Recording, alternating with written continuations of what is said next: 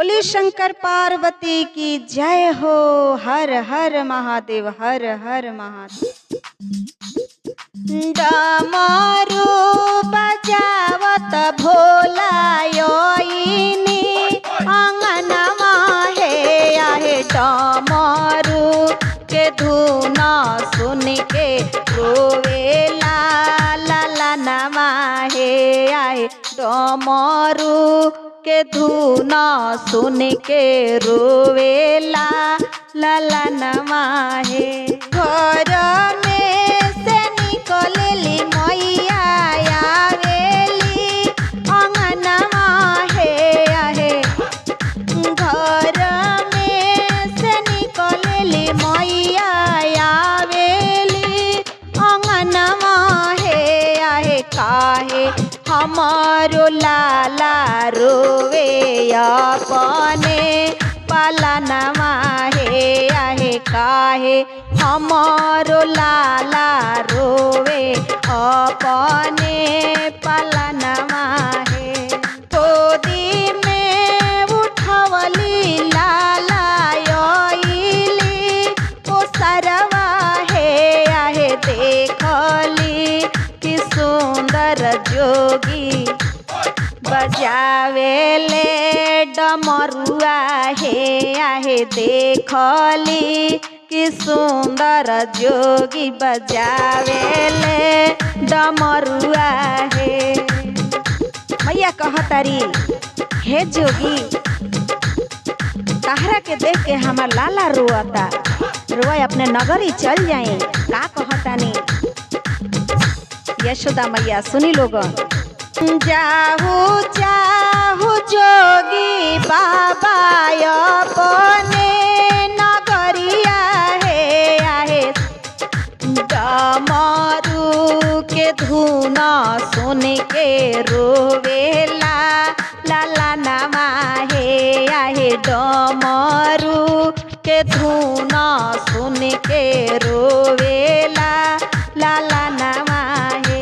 बाबा कहतानी ए मैया, जब तक अपना लाला ना दिखा देबू तब तक हम ना जाए मैया। अपने लाला तो दिखा दे। कहतारी मैया, ले ही ले हो जोगी बाबा सोनावा से चंदिया है। ले ही ले हो भोले बाबा हीरावा से मोतिया है आहे। हमना दिखाए बाबा अपन लाला नमा हे आहे। हमना दिखाए बजोगी अपना लाला नमा हे। भोला बाबा कहतानी सुनी लोगों। नाही चाहे हीरा मोती, नाही चांदी सोनावा है मैया आहे। हम के देखा दे मैया अपन लाला नमा हे आहे। हम के देखा दे मैया अपन लाला नमा हे।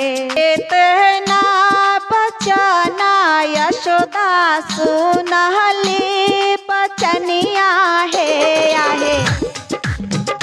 चेहरा छुपावे लगली अपन लाला नमा हे आहे। चेहरा छुपावे लगली अपन लाला नमा हे।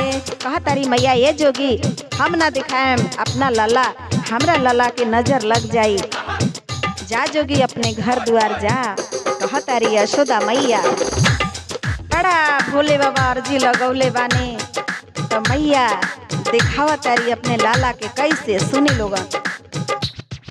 कहता सुनाता मैया देखवली लाला नमा हे आहे। का देखिए लोगन। कहता सुनाता मैया देखावेली लाला नमा हे आहे।